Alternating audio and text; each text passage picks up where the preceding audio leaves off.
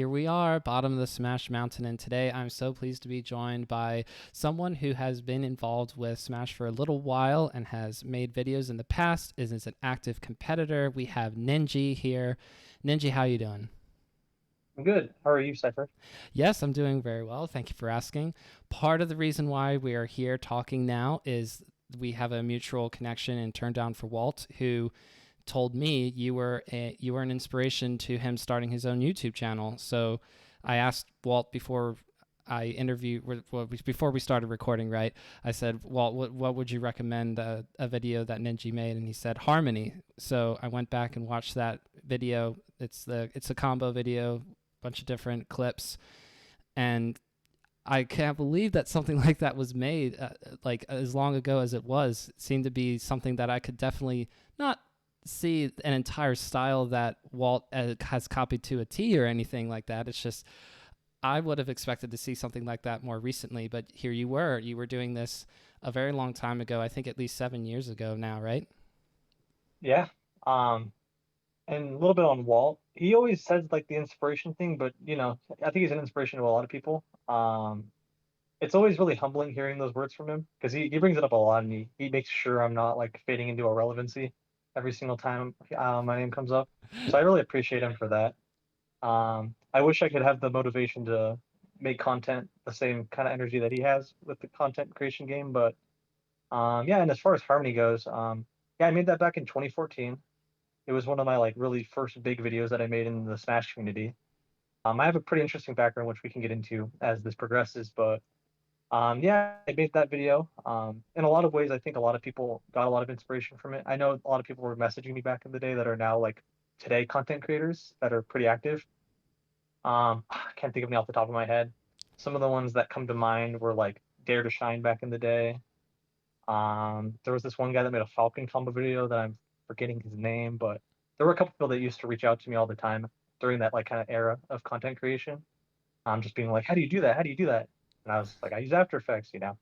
Um, so in a way, it's interesting having been in that sort of era and seeing where content has gone now, like in 2021 with like things like Golden Guardians, things that PG are doing. Walt, for example, Awesome Sauce is another pristine one, right? Oh yeah. Um, yeah, he's awesome. So it's really crazy to see the heights that content creation for this game that's been out since 2001 is at now 20 years later, right? Um, but yeah, that's kind of that was kind of the thing that kind of put my stamp in the community at that point. I've somewhat faded into irrelevancy today, but I'm also happy with that decision because I'm in a good place in life. So we can go into that stuff if you'd like. Yes, so that's a brief overview. It all kind of just starts with how Walt says to me, I have somebody that I want you to talk to. And I go, of course, absolutely. I mean, Walt, you could tell me to talk to just about anybody. And I'd be like, yes, absolutely, absolutely. Because I appreciate all the nice things that he either says about me or does, like, kind of like I'll refer to him for questions that I have for myself. Hopefully, not too terribly often. But I was very happy to take him up on an interview recommendation because people from time to time say you should talk to this person and that person, and that's always fun to continually make those connections. And it was a great video, by the way. It got some Thank you. comments from people like Axe and Seal, who, by the way, shout outs to Seal. It appears in just about any comment section of any good video that's made about or around Melee. Anyway, I wanted to ask you about the origin story, about how you got into Smash. And according to the comments from that Harmony video, somebody was asking you about videos that you must have made and had public at one point on your channel about Call of Duty. But was that the original gaming community that you were in when you were younger? Yeah, so let's kind of step into that. I'm gonna go back to like really early days when I started making content, and then I'll talk about Melee specifically and how I got involved with that. Absolutely. So I'm forgetting the timeline exactly, like the years, but I'll try to preface it Yeah. high level. So in 2008, I was playing competitive Brawl. I was a part of like one of these weird like clan things where they had a bunch of like websites and they started like those weird like live chats. But I was just talking with people in there, and I got early involved with, I guess, the early days of esports, if you will. I always knew about like competitive Halo, for example, but I was really like glued to Brawl at that point in time. So I really got really early involved with Smash in general, and I've always loved the game. I would say in 2009, 2010, I picked up an Xbox 360, and that's where I really fell in love with games like Halo, Fable. I didn't really jump into Call of Duty at that point, but I was playing a little bit of like COD 4. But Halo was like my big game that I would play like a lot of. I got involved with a community called the trick jumping community. So at this point, I was really into like wanting to make videos. It was just like my childhood thing. I felt like a lot of people at some point were like, I want a capture card. I want to go make videos. Yeah, So at absolutely. that point, I was like, hey mom, I want to get this like Dazzle DV. Well, I forgot the name of it, like the Dazzle, like the Dazzle. stupid capture card. Yeah, super old school. Records like garbage, but at the time that was like what people got, right? It was either that or the Hauppauge HD PVR was the other big one at the time. So I was just like, I want this Dazzle so I can record my gameplay and upload it. So I recorded a lot of like Halo content at that point. I was involved, like I said, in the trick jumping community. So I actually in a couple of videos from like early 2010 to like 2012, centered around like trick jumping. And those videos actually got a good chunk of views. A couple of them have like 100,000 and stuff, which is pretty crazy for a kid at that time, getting Yeah. like being involved in those sorts of videos. Um, so that was kind of like that fueled my early like desire to like make content, and I learned about like I think at the time I was using like Sony Vegas specifically, and like just trying to get like my kind of my feet wet with like content creation in general and just video editing. Eventually I kind of fell out of love with Halo. Just play. It's one of those things where you're just playing too long. Um, you want to try something new. So at that point I kind of picked up Call of Duty, and you might laugh a little bit, but at that point, I got involved with the trick shotting community. You may have heard of that or seen that at some point. So things like FaZe Clan, um, is what people like to meme on all the time these days. Uh, Um, I'm not super familiar with the Call of Duty community. I will say though that like I think a lot of people just like to watch for Call of Duty and Halo specifically, especially back then, were just like top tens or just like compilations of insane, crazy things that happens. 360 no scopes and whatnot. I mean, we all know those kind of yeah, that's more basic about videos. what it was like. Yeah, go ahead. Sorry. No, I was just saying that I wanted to make sure that I made it clear that like my knowledge of the Call of Duty and Halo community is like it's pretty slim compared to I guess Melee in particular, but I just remember those like Machinima also had videos that were like slightly higher produced that I would watch one or two of, but mostly it was just occasionally I would come across something on my YouTube feed or a specific YouTuber that I would follow at the time would play the latest Call of Duty or the latest Halo, and I'd go, "Oh, okay, this is interesting." But like other than that, I didn't get super deep into the iceberg, if you will. Sure. I'll give you the brief, kind of quick and dirty rundown of it. So Call of Duty, a lot of people played it like competitively, right? You think about people like Nade Shot or like Scumpy. They're kind of like they go to tournaments, they try to compete for money, they play like different like intentional game modes. And then you had like kind of this secondary community that kind of spawned and actually got to a really crazy height at one point, especially during like Black Ops 2 era. But trick shotting more or less was just like, let's do cool things, right? And let's like take these like snipers that are really like well designed, honestly, and just figure out how we can like break the limit on that and do like basically like I would equate them to like skateboard tricks. Like people kind of look at it as like flashy, right? And that spawned a lot of like editors. The way they kind of broke apart like the clan structure was like there's editors, graphic designers, and then there's like the players, the people actually hitting the clips. And then there's like the leader people that kind of manage and stuff, like the different teams that existed at the time. So for me, I was actually like a player. Like I was actually one of the people like hitting the clips. But there's some people that Okay. are kind of like a hybrid. There's people that are like a hybrid, right? So there's people that like learn how to video edit, learn how to do graphics, but can also like be a player, if you will.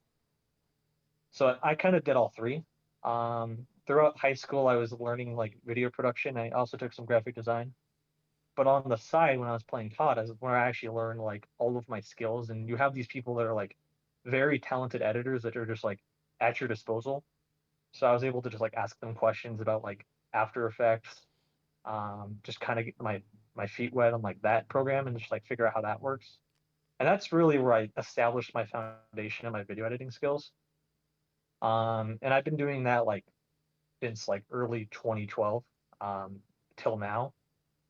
I've fallen out of love with it a little bit, but that's kind of where that came from. Was that's where I really took off with like the video editing thing, and I really learned like some really powerful skills with it, and can do a lot with it, honestly.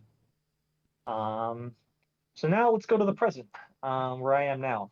So I left the Call of Duty scene 2011, 2012. No, no, it had to have been like 2013, 2014. That's right. So I was in it from 2011 to like 2014, and then I kind of fell out of that. And that naturally means that I need to find something else, right? Right. Yeah. So at that point, and I kind of alluded to this with you earlier when we were talking. I actually used to watch competitive Smash in 2006, but at that point, as an 11-year-old kid, you want to tell your parents like, "Hey, I want to go to this tournament." Your parents are going to say no, right? Yeah. And it's also at that point where my hands are too small to actually do anything with the buttons. So like even if I were to pick up a controller, I wouldn't know how to do any of the techniques. Yep. Um, so I watched it early on in '06. I did watch similar sets, like I watched Ken versus Asvin, Ken versus PC Chris, like those sets. One Oh thing yeah. that I remember distinctly was there was a combo video I actually watched very early on. It was a Kirby combo video made by Inferno Omni, and that was like the first like content piece in Melee that I've ever watched. And I was just like, oh my god, I want to do that. And I always have had like a sweet spot for Kirby ever since. Unfortunately, Kirby's never really been good in anything besides like Project Plus, Project M, but that's how it goes, I guess. I'm trying so hard to remember the name of that video because I want to call it the Kirby side video, but that's not true. But it starts off with like one of the Kirby games. It's a soft guitar, acoustic guitar, but then Yep, it goes immediately into like a hard rock version of one of another Kirby songs. And most of the exactly. combos in that video are on computers, which is also hilarious. Yep. But I love that video. I don't care. I'd watch it today. I'd still love it. I was trying to find it. I think it got like copyright striked or something, Yeah, probably. which sucks. A lot of the early videos, like Yeah. back in the day, did. If you think about like Shadowclaw, like with Taj's Mewtwo combo video, Mm. where like I killed Mufasa. I think some of those videos got copyright strike because they use like Final Fantasy as well as like I'm forgetting the music choices, but Some of the yeah, heavy it was just like hitters. bad. Yep. Yeah, I don't know if it got like like some of them. I think I Killed Mufasa eventually did like get reinstated in some degree. I think they just did that thing that they do nowadays for YouTube videos where they say, okay, we'll leave it alone, but we're just going to take all the ad money off of this video for ourselves to the copyright holder. But if I'm thinking about it, You Must Recover is also one of the like the very early videos about Melee where it's just like a compilation of people doing insane things around the ledge and recovering or edge guarding, which Yeah. was insane. But like, they played "Staying Alive" by the Bee Gees, so like I'm sure it got muted at some point. Yeah. Definitely. It's a little sad that happens with the current state of YouTube. I think that's part of the to allude to it. Yeah, that is one of the things that really drives me away from content creation, like being censored to use Yeah, creative things. That kind of sucks. We can talk more about that in a future conversation or later on in this interview, fair but use. Am I right? No, apparently not. That's not a thing. Not if you ask the big boys. right. So moving towards the present now, where I'm at here. So 2014, I actually got involved with Smash before I even saw the documentary. Like I mentioned, I already kind of had a history with Brawl. I watched some MLG stuff in '06. Have always been into that competitive gamer mindset, right? But for me, I really got involved with it. I actually started playing Brawl senior year of high school, which was 2014 for me. And one of my friends would come over every day and we'd play Brawl. And then one day he said to me, "Have you heard of Project M?" So this is actually Oh, the other traditional way, right? A lot of people get involved. yeah. So for me, it was like I went from Brawl to PM to Melee, basically. So I played Project M and I'm like, wow, this was actually so sick, The right? gateway drug. That's Brawl. Brawl's the gateway drug. Yeah. I remember like opening the first time like an older build to PM, you open the replay right, and then like it like loads everything up, and you're just like, oh Yeah. my god, I feel crazy. And then you get all these like cracked characters out of the box, and it's like you get this new movement that's like easier than melee, but like it's Project M, however you want to describe it. Yeah. We were playing things like Dr. Mario and stuff. I was trying to learn like Falco at the time. Um, but then eventually they kind of fell out of like the Smash space. We kind of parted ways because we were all graduating high school and doing different things. So Sure. we didn't really hang much, but I continued on with like Melee. And that actually carried over to like when I went to ASU. So I'm from Arizona, and I went to Arizona State, and I Oh, okay. started going to like ASU weeklies initially. At that point, I already watched the Smash documentary, so it was like that was enough to fuel me to want to like find out more about this. Right? I Right. already enjoyed Project M and Melee. Um, I started going to like these free weeklies. I also started going to paid weeklies. Trying to remember who hosted them at the time. we have a very small venue here called the Gaming Zone. I want to say like Thai hosted them, but I don't think that's accurate. It was basically like when Melee was on its deathbed, right? Like this was like a tournament that had like 15 entrants, but then those numbers just ramped up over the years, right? I remember like in I want to say 2016, we had an ASC weekly that had 200 entrants. That's a free weekly that just 200 people showed up to, and it went until like 5 Wow. a.m. Yeah, Wow.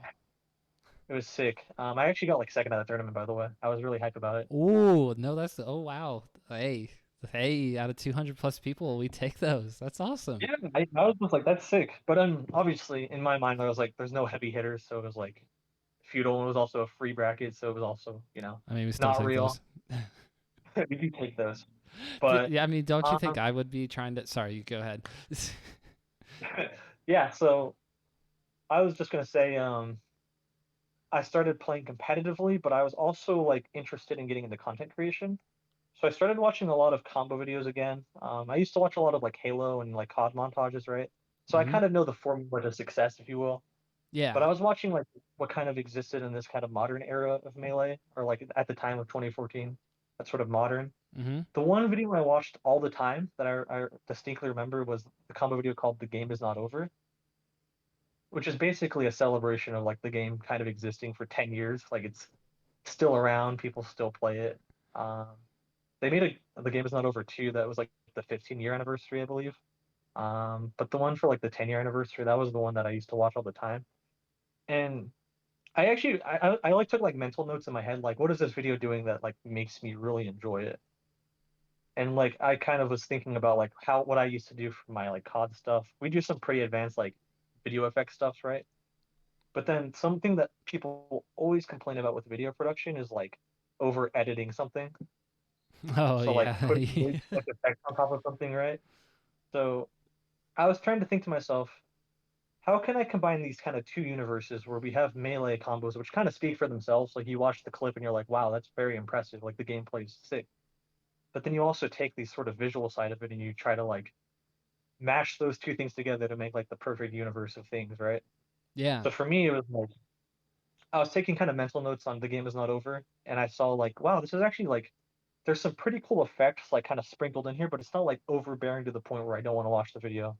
It's like I'm watching these clips and I'm like enjoying the clips, and they're synced pretty well to the music.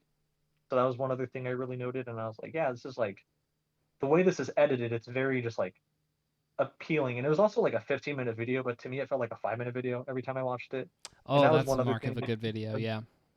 Exactly, that was one other thing I like mentally noted. Like this video is just like zooming by and it just feels very fluid and like I feel like every section kind of fades into one another. And so I was like, I want to do that, right? That was kind of the next step for me. So I made a couple of early on my first channel that I made, Ninji SSB. I made a couple of like tournament highlight videos. Mm. I don't remember the first one I made. I know one of them was for Smash the Target, which was a really awesome regional very early on when I first started competing that we had here in Tucson, Arizona. Um, but that nothing really took off like my Harmony video that you mentioned at the beginning. Yep.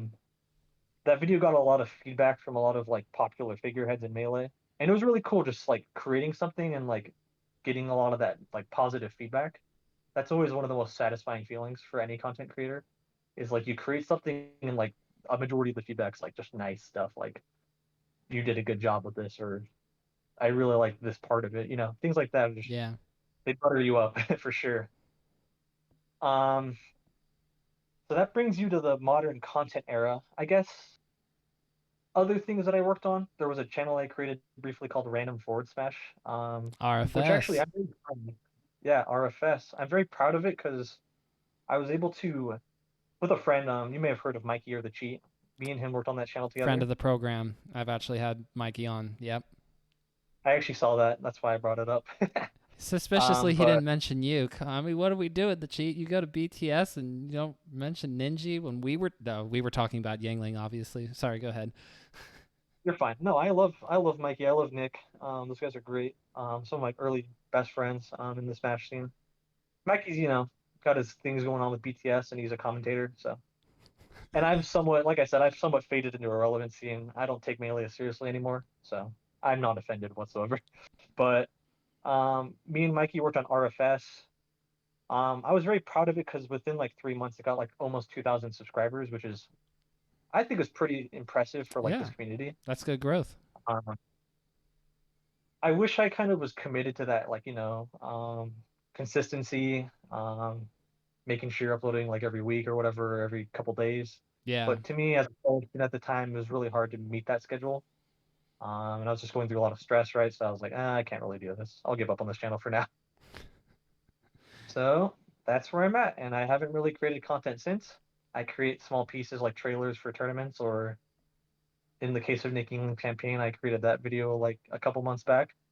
Or I'll Mm. edit like, a small friends clip for fun because I just feel like it one day. But I don't really make videos anymore. So that's where I'm at. Yeah, just like a semi-retired. This is just more of like you'll do that sort of a friend's favor thing on occasion, and it's just it's kind of like somebody coming up to you and being like, "We're in a situation unlike we've ever faced. I know you're retired, but it's one last job or whatever." Like you're pretty much at that point. Yeah. Like I made a trailer for Smash Camp. You may have heard of that tournament from Mikey. Probably the best tournament I've ever gone to in terms of like the experience. Highly recommend it for anyone out there. But yeah, and there's another one in March as well. So take a look at it if you can come. I mean, I'm in Pennsylvania, so I mean, I don't know if I can commit to March per se, but I do want to try to go to more tournaments in the next year of 2022. On your Twitter, I saw a few tweets. Well, first of all, your bio says you're ranked number 7, I think Tucson region for melee, and also that you were like, oh, I'm having a good time with competing right now. We'll see where this goes, kind of a thing. For coming out of the quarantine era, you started entering in a few of the melee locals. Am I understanding that correctly? Yeah, so I'm actually ranked throughout the state, not just Tucson. So Oh, I'm seventh let's in the state, go. That's awesome. I and misread that. That's on me.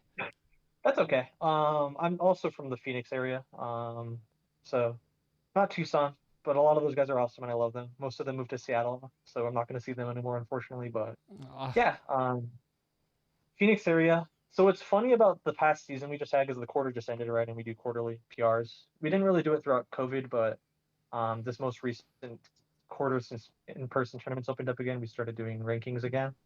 I actually was one off of being in attendance, but it was by choice. So the reason being, so I think I would have been like eighth in the state this season if I went to like one more event and like didn't like get upset or whatever mm-hmm. in my seed. But I had a friend who has never made PR. He goes by Roji Biv, or they go by Roji Biv. Apologies. And they were just like really talking about wanting to be on the PR. And the last bracket I entered, he SD'd in game 4 to like bring it to a game 5 versus me, and I felt so bad about it. So then they told me like, hey, don't sweat it, you know. But then I kind of I have information of who like how the rankings are gonna go because all of my friends were on the panel for the RPR. So they told me I would have been eighth. But they were saying like this person will be 10 if you don't go.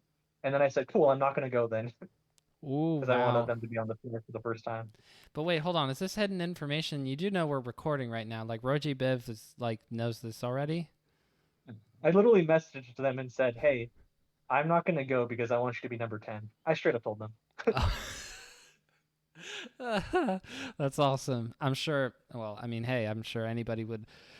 I feel like appreciate that at least to some degree. I certainly would. I'm just thinking about like I put myself in your shoes or other people's shoes of the stories that you're telling and really like, is this a good thing or a bad thing? Sorry, I just overanalyze a lot and then I forget where I'm going with the conversation. But I wanted to ask you about, like you're not trying to make a lot of videos, but you're still competing in locals occasionally as you're able to. So for yourself, you're doing uh, not mechanical engineering, software engineering, right? Yes. So you're living your adult life now. So why is melee still a part of your life? Why would you say it's still a part of your life? So this is a really good question. This kind of defines me, I want to say.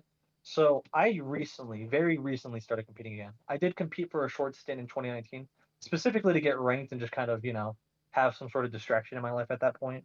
But basically throughout all of COVID, I didn't take the game seriously at all. And similarly, from like I want to say like 2017 to 2019, I didn't take the game seriously at all. So at that point, I was also semi-retired. if you will. So I think the stint from 2017 to 2019 was because of college, right? I needed to finish my degree, Yeah. wanted to get out of college. So my focus there was on school as well as whatever relationship I had going on. So at that point, I was just like, Melee's kind of here. I still play friendlies and go to like fests and stuff, but I don't go to enter brackets or try to compete at tournaments. Excuse me. And then 2019, I want to say I was going through a breakup at the time. Yeah, so at that point, I was just like, I needed something to be like a distraction. So I was just like Yeah. entering like everything.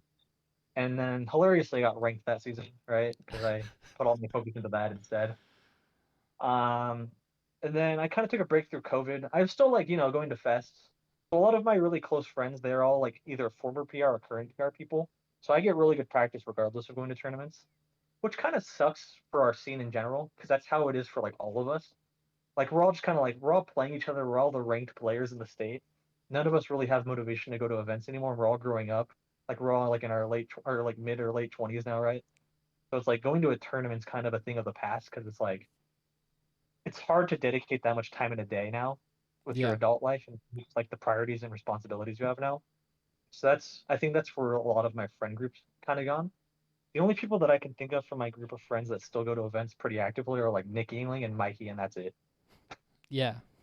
There's a player named Floats who's a very talented hidden boss here who is also attends weeklies occasionally. He's one of those people that can like get like fourth or third in the state right below like Ty Medzax, but just doesn't really enter that much. Could probably make a big dent and make like top 64 in a bracket out of state if he really wanted to, Mm. but just doesn't go. Um, but those are like the three people I can think of from my group of friends that still play somewhat. Nick being like the one that plays it the most, I'd say. Yeah, entering a lot of brackets. I think that my favorite thing most recently about Yangling, just to take a brief aside into the Nick Yangling factor, is Yeah. how Practical Task had tweeted that for everybody that was at Riptide in the top 8, they were all like in Summit except for one player. But it's not Oh, fair because, of course, if there's a ninth player that's in the bracket and it's going to be someone, it's probably going to be Yangling because, there's just a minor. there's a little bit of a gap. Yeah. I feel It so was it bad, was even though funny. Yingling would mess me up so bad because I'm a horrible player compared to like anybody who would be like ranked in a region. Like you also like you would spank me around, but like everybody's memeing on Yangling a little bit there, which is unfortunate, but it do be that way sometimes. It's just how it be, right? People want to see people like, people were complaining about not having Johnny, which is whack. It's like Johnny's gone to every summit. Let this guy have it. I am happy he made it through, of course, being one of his good friends. Yeah. Seeing some of the spirit bombs that happened. He like got skimmed 3 times in a row. I don't know if you're watching the voting. No, I was He like paying. Oh, I barely was missed the paying cut. super attention to that. That was It was so. really sad. We had like a bomb and like you're all in a Discord channel and every time you should hear the channel. It was like everyone was so hype and then like the hype just died down instantly. Whenever he didn't I, make the cut every round. I was only on the stream with on Mikey's stream when when Yingling actually got in on the final voting day because Wizzy got a bomb and S2J got a bomb and None was getting a bomb as well. And so like I feel like Yingling was like at fourth for just a hot minute there, but then all of a sudden jumped up from about a 120 to like 168, 170. Let's just like that. Yeah, I was floored and everybody was like putting the fish in chat, just put the yeah, fishes in chat, put the fishes in chat. And like I think it's like a bunch of people. I don't even know, were you in that call when that yeah. happened? I was. Oh my gosh, so we've already I was met. screaming That's my head insane. off. We were popping off in my house because my roommate was my roommate's name is he goes by Pat Combo. We were both in our room just like popping off and screaming our heads off when it happened. I was shaking, like I was just like shaking. I had so many nurses. I really wanted this to happen, even though I've never met Yingling in my life. I just got Yeah. behind that campaign so hard. It's actually my, so I did an episode that's not released yet, but I did a top 10 with Toph of like favorite melee moments of 2021, and I made mine really personal. Number two, just behind doing the podcast, number two for me was watching Yingling get into Summit because I just thought that was the coolest thing. It was cool because it, I like the way Mikey pitched it to people. He's like the everyman. Like he's like your work hard community member that has a very successful tournament series. Kind of is in the background. Not many people know who he is, but he's also a player who qualified and could like potentially make a dent. I know he took a couple games off of none, but apart from that, whatever. But Yeah. um, I know he's going to value that experience for probably the rest of his life. Absolutely. We're all being friends with him since like the early days of 2014, right? Seeing that growth in like the past 7 years and seeing people like Mikey and him like really taking off in this scene is really cool. Um, so it was really awesome just watching it from like kind of the sidelines, but we're still in the same group chat. We talk to each other every day, so it's not like I'm not talking to them. Right. So like I was going to ask you about like FOMO. Like you see friends of yours who are making more of a dent in terms of like the entire Melee community as a whole. And you had made videos that were very successful in the past. So like where does that leave you for your own thinking? And we hadn't That's quite honestly, answered the question of why you're still doing Melee, by the way. We didn't get quite that far. We got uh, sidetracked a little bit, but you could probably tie that yeah. together, right? So yeah, we actually could tie this together. So one of the things I'm trying to discover about myself right now is I have very bad motivational issues, which is hard to say because I'm a software engineer now, and I was really motivated to get that job when I graduated in 2019. And I would say in terms of that field, I'm doing really well. I found my second job back in May. It's one of the biggest tech companies in Arizona right now, actually. So I'm very proud of myself for accomplishing that. But with Massive dub. regards to thank you. Yeah. Um, with regards to things like Melee, it is kind of like that mentality, like, did I do what I want? Right? Like, have I accomplished what I wanted to accomplish? So with regards to being ranked in the States, like, there was a period where I was like, yeah, this is good enough for me. I don't think I want to be top 100. I don't really see myself hitting the top 15 at any time if I try really hard. And as you probably already know, Melee is a very big mental game. Like the mindset in it, you need to have like the most godlike mindset, something like a Zane mindset, right? Yeah, Zane's Where you got that. lose Oh something my like gosh. Summit. You can lose Summit 11, but still just be kicking and like want to like destroy people even in the next tournament. That's crazy to think about. I don't have that resilience. I don't have that godlike mentality. It's like if I take a loss that I feel like I shouldn't have taken, it really sets me back, and it really affects me emotionally. So it could be really hard for me entering in general. And even this season, it's kind of fascinating. So I made the decision. So I started the game as a Fox main. Well, to go even further back, I was a Jigglypuff Falco main, and then I picked up Fox, and I made him for 6 years. And then I tried to do Marsh Sheik specifically, coming back this time around in like the new era, 2021. And I found like a really good like consistency level. Like I was very, very consistent at every bracket. I didn't lose to people I should lose to, but I wasn't able to beat the people I like shouldn't beat. So that Fair. was kind of rough. So my consistency level went up a lot, but my peak skill or like the like where I want like that new heights and like beating people that I shouldn't beat level, I kind of lost a little bit of that. With Fox, there's like a more of a variance for me where my if I'm playing really well, my peak's like really high. But if I'm playing poorly, it's like I can lose to anybody, it feels like. So I've kind of had like an inner monologue with myself, like, should I just main Fox again? But I also haven't really had the motivation to go to brackets again, despite, like 2 months back, like being really hyped about it again. And I think a lot of that's like the side effects of Summit 11, watching that Pedro Zane Yeah. rip. Because when I watched it, I was like, wow, I love this game. I'm going to play again. And then that's kind of like wavered a bit for me now at this point. But I am enjoying like just like going on unranked, playing people, playing direct with some friends still, going to fests in person. Like that will be a big part of my life for a while. And I actually already got access to Nickelodeon All Stars, so I've been playing that today for like 3 hours. Oh, that's awesome. That's really cool. Yeah, that game's fantastic for anyone that hasn't tried it yet. Everyone's going to be able to play it, I believe. I don't know when this is going up, but tomorrow from today. Yeah, we're Most recording people have. on October 4th. I'm hoping that this is going to go out later this week. Oh, I will tell you stuff when we're done recording. Anyway, Yeah, it'll be close enough to the release time that by now everybody will be playing and hopefully enjoying. And I can't wait to see.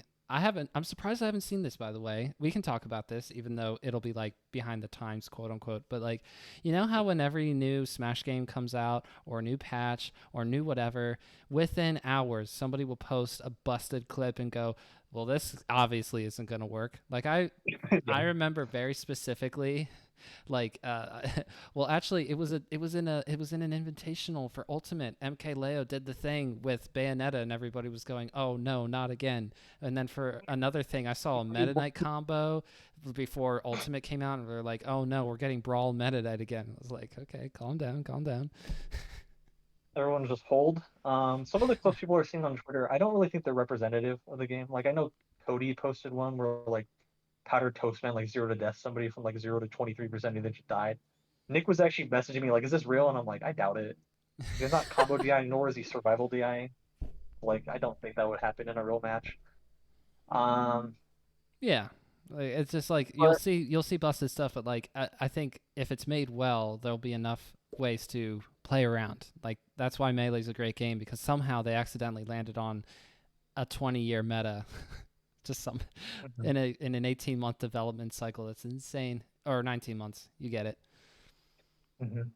So to kind of tie it back to the original two questions, like why am I still around and Yes. FOMO stuff? Yeah, I definitely have a feeling of missing out. Seeing the success of Walt, and obviously I'm not trying to be like I'm so jealous of Walt. It's not like that at all. It's more like I could be doing this and I could find similar success. And Walt always tells me like if you came back, that'd be like the greatest thing ever. But I'm always like, every time I pick up After Effects and try to like edit a video, I lose motivation within an hour. Hmm. Um, I've had a lot of conversations with like I started talking to a therapist recently about it, like just motivational stuff. My previous roommate, he got his degree in psychology, and we used to talk about this stuff. And this transcends like the game itself. Like this happens in my everyday life too. Um, where I just have really big struggles with my motivation. Like I recently have been really wanting to learn things like game development. And every time I try to watch a video, it's like I'll watch 10 minutes and then I'll just like go like, okay, let's go do something else. Hmm. So I'm really trying to get to the bottom of that problem. The other kind of element with competing specifically is, like I mentioned, I feel like I'm never playing my best. So if let's say I'm playing Fox and let's say I go to like a regional or a national, I feel like when I go there, I'm never playing like the way I want to play. And it seems as though if I practice all I want, and this might just be like a scrubby thing or me making excuses, but it feels like every time I go to like a national, I just freeze up. Like there's just weird tournament anxiety. I Mm. feel an absurd amount of pressure to perform, and then I just end up doing nothing. I'll make it out of like round one pools, but then round two I just can't like move or I can't play the way I want to. So it just That's feels strange. it's not uncommon. I mean, like Logan, formerly LSD Logan, I'm talking about that Logan, like took a lot of attempts. It wasn't just one or two times of playing a top 100 player to beat a top 100 player, but like Logan has said that was their singular biggest like challenge or biggest like mental block. It was just every time it was time to play a top 100 player, just like it was all the anxiety and like pressure to actually play well and perform well. And Ryo Beats like shared the same thing. It was just like going to a national, like it just all of a sudden it wasn't fun. It was like it felt like a big test of some kind. There's so much pressure. Like I like that and I would probably feel the same way as well, where it's like, oh, I'm playing well here. But like you go to an out of state tournament and you don't know a ton of people there other than the homies that are there supporting you, but it's still just like, oh my gosh. And there's a lot of things that feel like that's out of your control, I'm sure.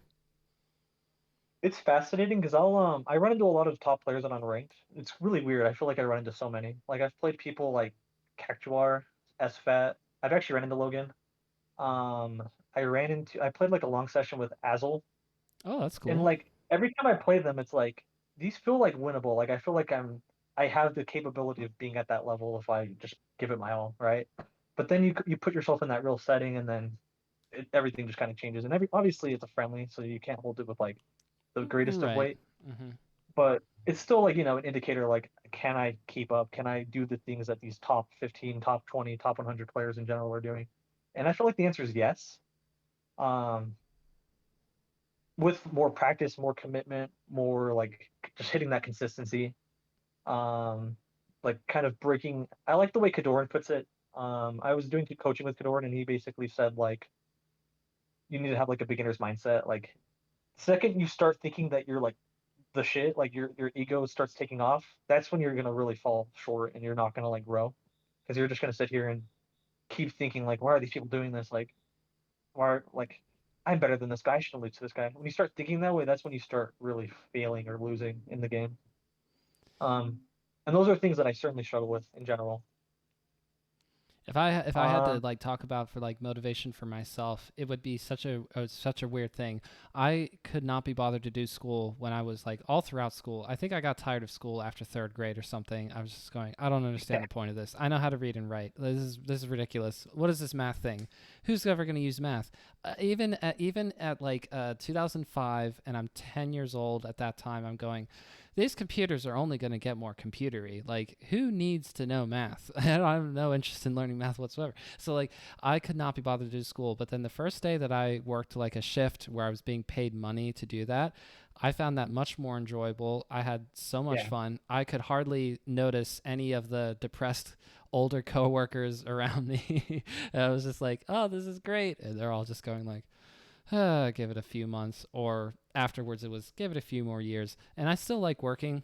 I've adjusted since, but like I had never had any issues with being motivated to work for like years and years until like closer to nowadays where like I have a wife and kids, so like I'm more motivated to be around them as compared to being at work a lot or like too much, if that makes sense. But like yeah.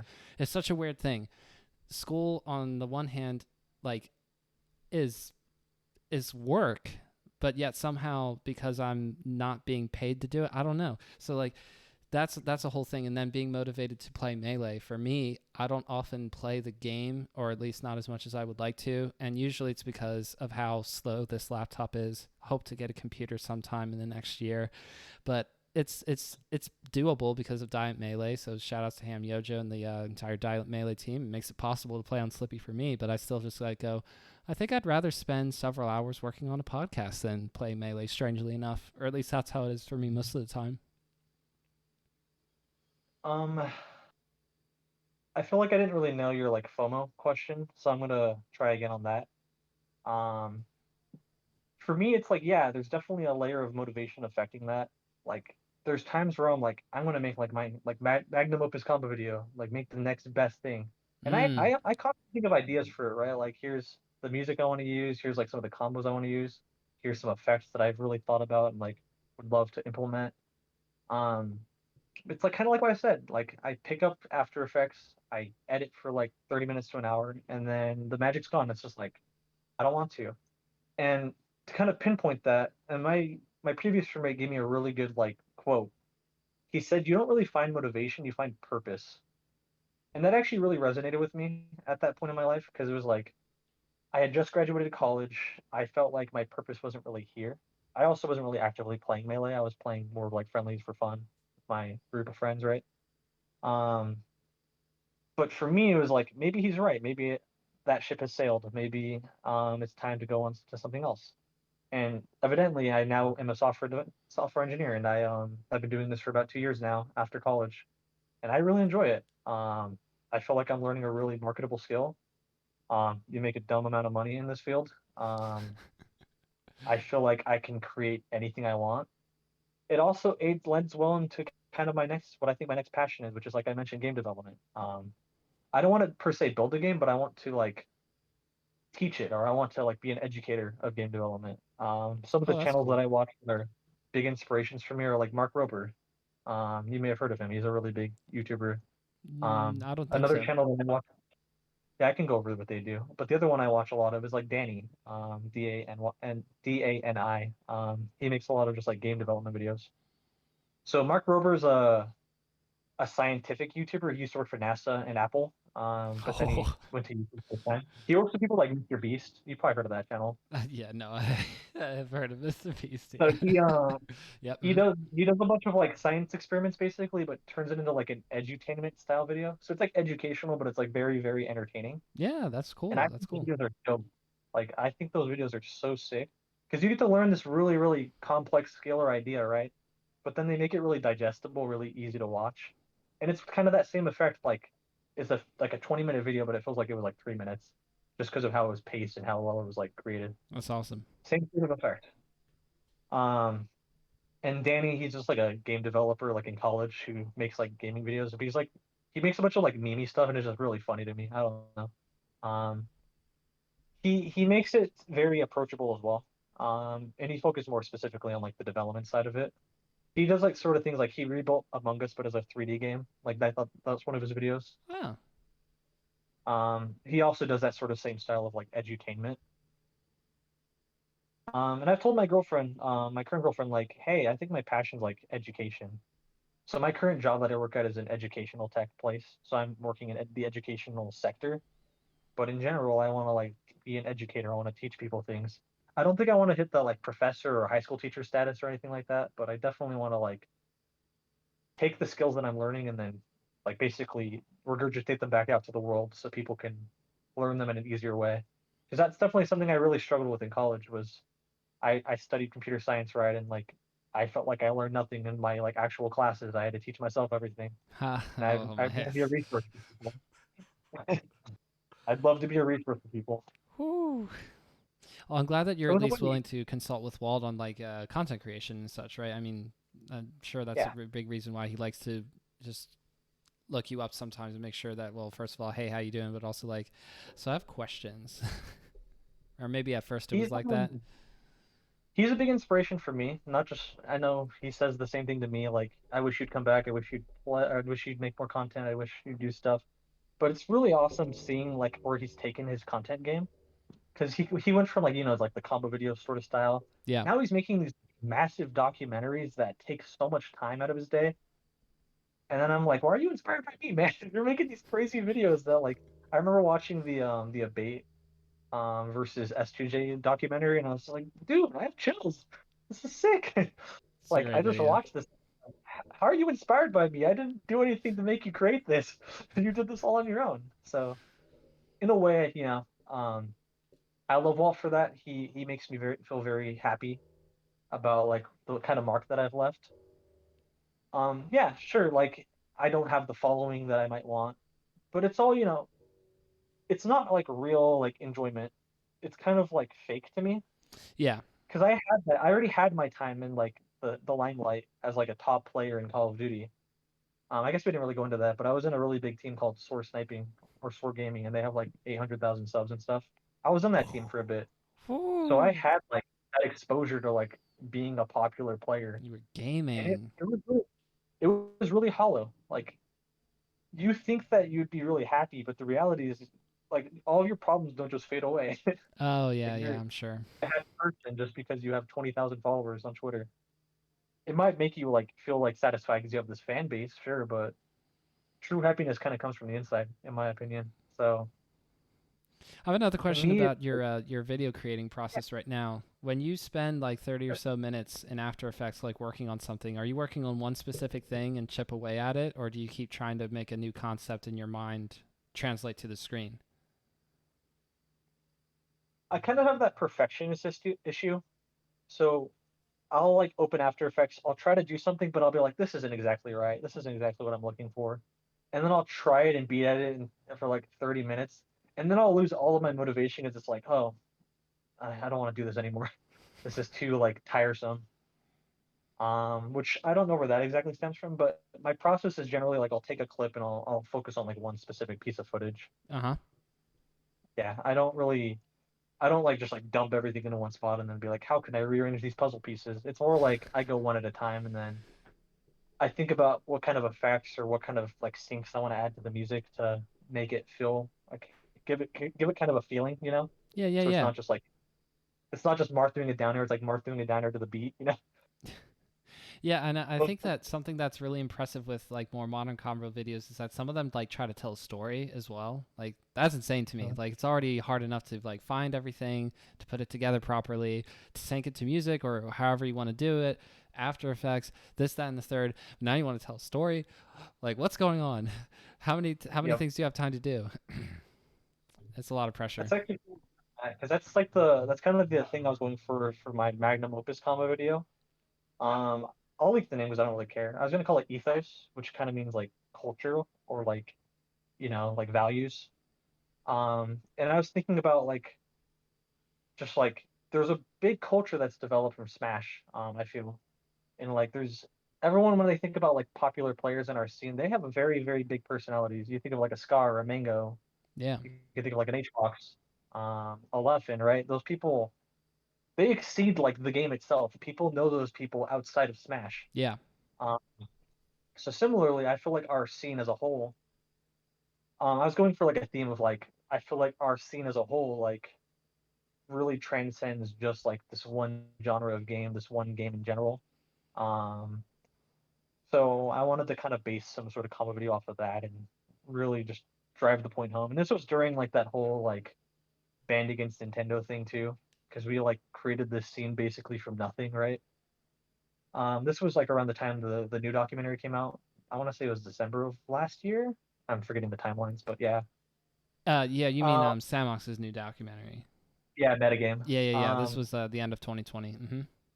I remember there was just a lot of that drama too, that with the like Smash scene that is still being pulled up, which is a little obnoxious, but you know.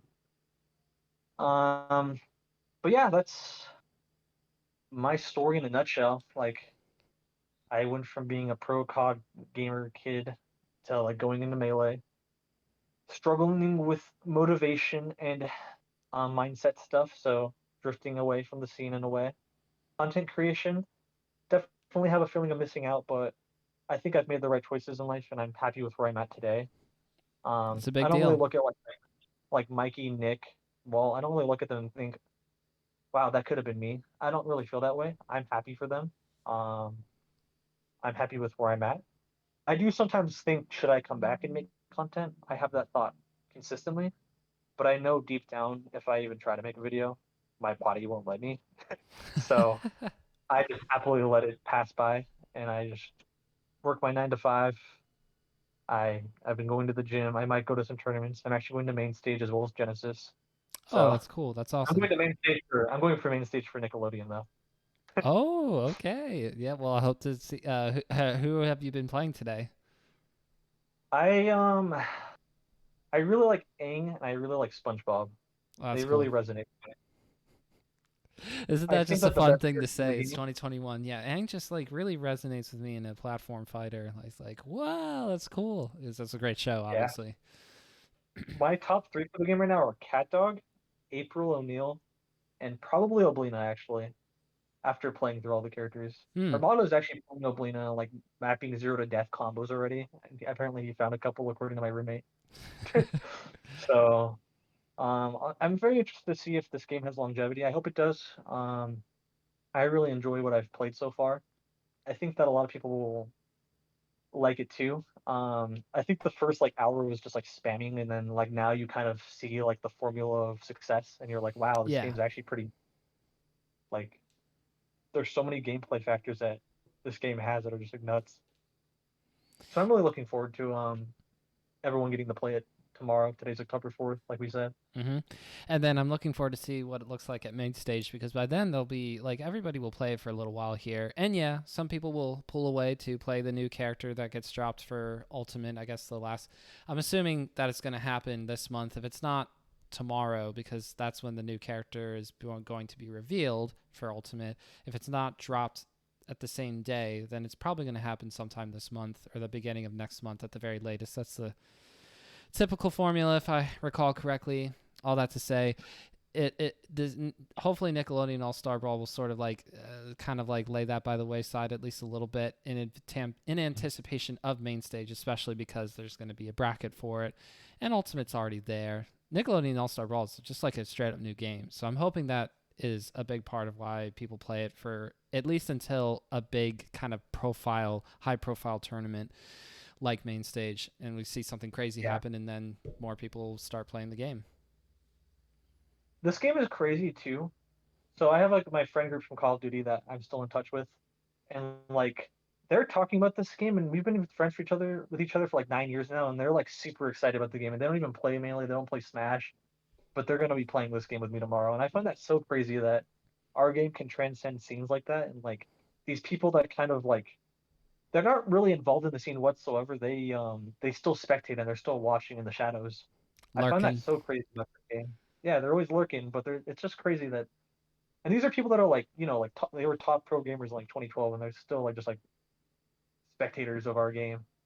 Just because of how high level it is and how deep it really goes for a 2001 child party game, right? Mm-hmm. Um Also, I wanted to ask you, what's your money on for the DLC character that gets revealed tomorrow? I'll say Oh, mine after you say yours. I just just like burn the ships or go hard or go home. So Master Chief, of course. That's my second want. So like I mentioned, I love Halo, so I would love to see that. I've been playing Halo Infinite, the Insider, but now that Nickelodeon All Stars is coming out, I'm gonna put my focus into that. Yep. Um, but yeah, I think it's gonna be Sora, personally. That does I there know that does there's seem to be been some people. leaks implying that. Yeah. I feel like there's been some strings pulled because I remember there was like an interview where like Sony, or I'm sorry, Square Enix was like, "There's no way this character's ever gonna be in Smash." But I feel like there's just been, and I know that he was voted as like the most like desired character from Nintendo. Like he was number one in like four different like regions of the world. Whoa. So like people want him, right? So I just Sure. see it happening. The other one is probably like Waluigi. I've also heard possible leaks that this isn't going to be the final character. This is only the final character of the Smash Pass. So I've heard leaks saying there's going to be like five more characters in total, but the last four aren't going to be on the Smash Pass. I've heard leaks like that as well. My gosh. So who knows what will happen? Um, It's about to turn 3 years yeah, old. This game's about to turn 3 years old, and they're still gonna work on DLC. I mean, that's fine, but the Switch doesn't really have that much of a lifespan left. I imagine that I don't know if Sakurai's going to necessarily continue to remain involved, but based off of interview stuff that I have seen, there's this one big interview that he did with somebody in Japan, and I didn't like read the entire script, but I did see something about retirement, and Sakurai's like, I don't really like the idea of following the quote unquote formula for retiring. So I'm sure he'll do Smash until they take it away from him, more or less. But I mean, that new game will be part of like the next Nintendo console, and that's probably not further than 3 years away, since the Switch came out in like 2000. I want to say 2016, but it was probably 17 if I'm thinking about it correctly. I don't know if we'll ever get another Smash. It's kind of hard to like, because if you think about what this is, this feels to me like the final frontier of a Smash game. If you think about Ultimate, Yep. here you have every single fighter that ever existed in our game, with some more that we're just adding on top, and we're about to hit a roster of almost 100 characters. Yep.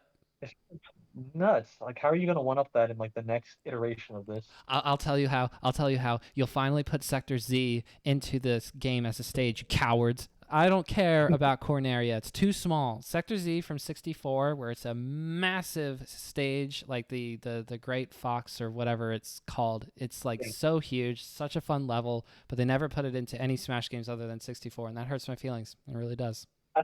I thought they put all the stages as well. Am I mistaken? No, it is not in there. Trust me.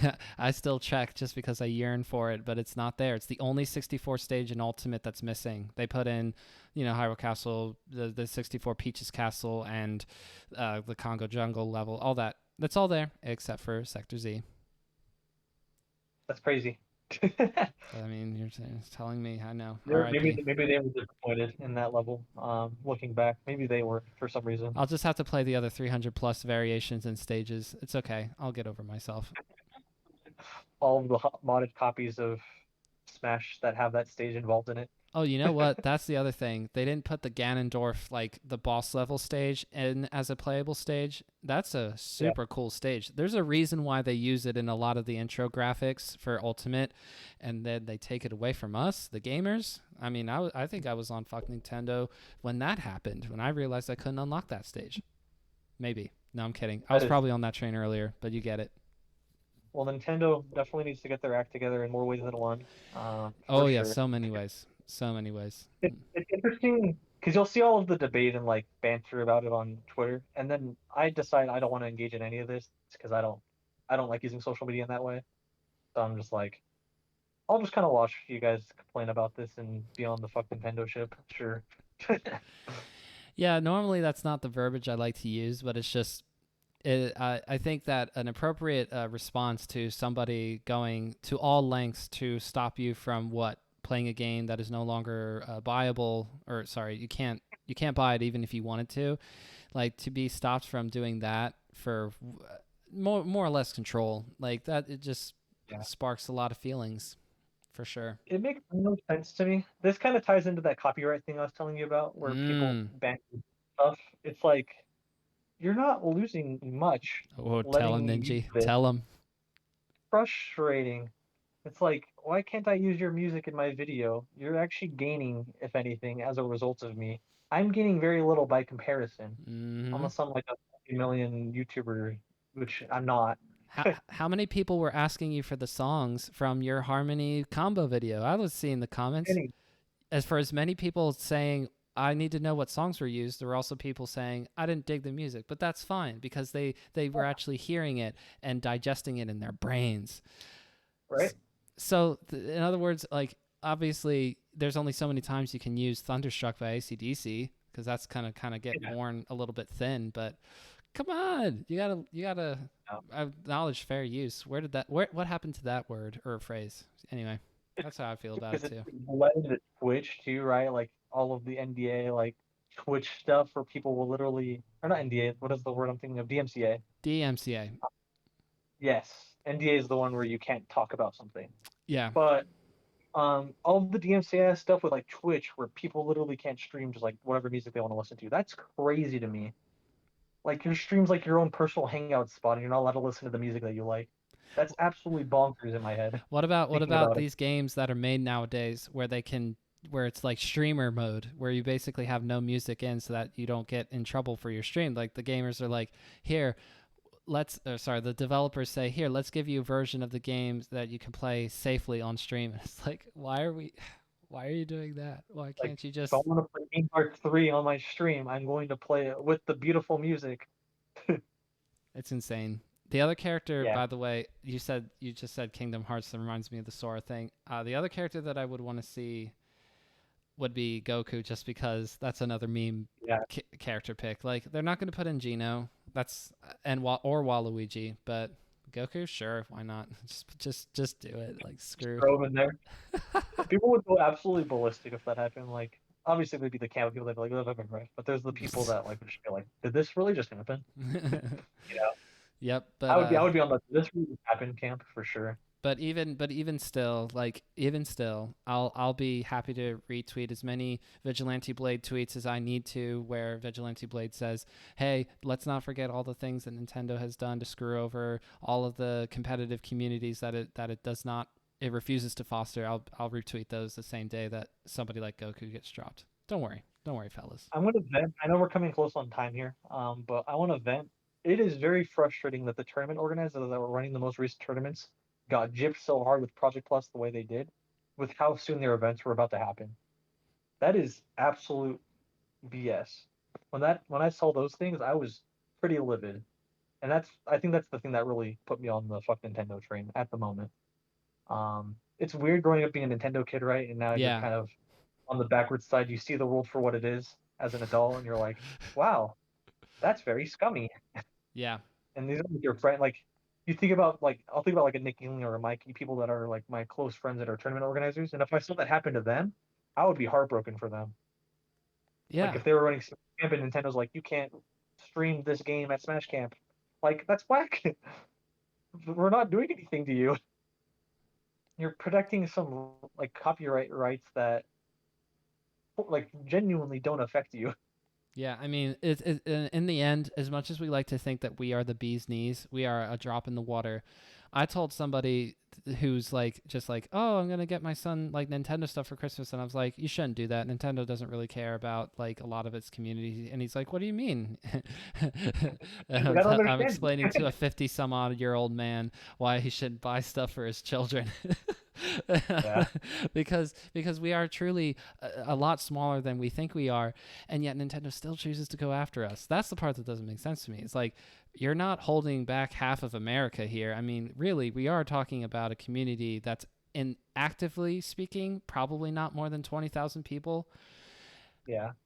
and maybe a couple of, like 100,000 like casual followers of the competitive Smash scene. So why are you making such a big deal about this again? It's unbelievable. Yes, It is very baffling for sure. to get in the direction of wrapping up, though, I'm doing okay on Yeah. time. But yes, I want to be respectful of yours. You have working out to do. Got to get nice and swole. So looking Yes. forward to, seeing before and after pictures someday, or however you, well, you probably won't do it on Twitter. What am I saying? But yes, please tell the people where they can find you if you would like to do that, or if you would like to offer closing thoughts, that as well, please take it away. Sure. I generally only use Twitter. So you can follow me at Ninji SSB. I might change my handle if Nickelodeon All Stars Brawl becomes the next game for me. We'll see. Um, I don't think that will happen though. I love Melee too much. Don't worry. Melee people will make sure that they also are in Nickelodeon and they say, all right, you can't get away from us, Ninji. We're going to bring you back.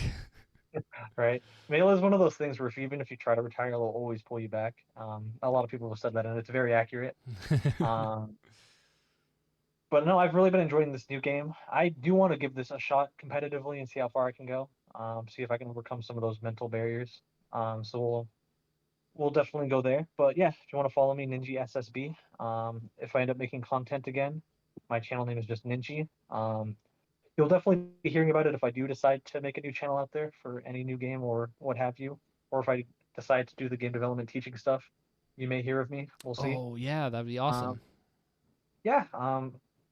The name I'm thinking about right now is it's kind of a play on words is so it's the word variable, but it's kind of broken apart. Very able. Yes. So it's I'm like able. So it's copyright, kind of like a copyright. Is anybody doing that? I should probably look it up, but just copyright just in case. if You someone need wants to steal it, they can. anybody who's like watching it, you need to make better decisions and steal stuff that this brilliant person's coming up with. I'm gonna steal everything from Walt. Thank you, Walt, for recommending me. I was very appreciated. I enjoyed this conversation quite a bit. Walt, you're an inspiration to me, despite you saying I'm an inspiration to you. You consistently make high quality content for basically nothing, which is absolutely bonkers to me. I don't know how you have the motivation to do that, but I'm glad that it's starting to pay off and you're starting to get sponsorships. So congratulations to you. Um, I think the thing that would motivate me the most right now is if I somehow got sponsored for being a player. I don't want to be like a video editor for a org, but I would love to be like a representing player for an org. TSMU hiring, look it up. But yeah, that's it for me.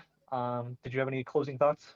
Oh, so for me, here's what I'll say. So this is something that you were curious about before we got started, but like Yeah. I got into Melee like what I felt like was a long time ago, but I was sort of like hit and miss because of my life being one where I was a tad more sheltered as a child. The internet was definitely a thing, so you can't really shelter a child once the internet gets involved. But my parents were a little slow to that at first. But the point is that I found out about competitive Smash, and I went, I want to play, but I'm also like 10 or 11 years old at the time as well, and I'm just like a little bit more shy. I was never really good at putting myself out there for a long, long time, and then other things happened. I got married in 2016. I've had 2 children since, and that's a really big part of my life. But Melee just kept coming back. So like every now and again, it would be a Smash documentary, or it would be the Evo free Melee news. It would be a really big tournament where somebody got upset, or I think I heard about Plup like winning Genesis, like new champion of Melee kind of thing that was going around on Yeah. like Kotaku or something, and I'm going, oh, that's cool. But like, I think towards the end of 2018, somehow I watched like some kind of compilation that involved Hungrybox, and one of the summits was happening that weekend. So I watched Top 8. I watched Hungrybox win that event. This was Smash Summit 7 or 8, I believe, where he beat Leffen pretty soundly in winners finals and in grands when Leffen came back to Yeah. grands to try to play, which, it do be that way sometimes, but I still love watching Hungrybox. He's still one of my favorite players. All that to say, I started to get more involved after that, and then my decision to make this podcast in the beginning of this year, 2021, was to try to get more involved, because I'm like, I can't get away from this game.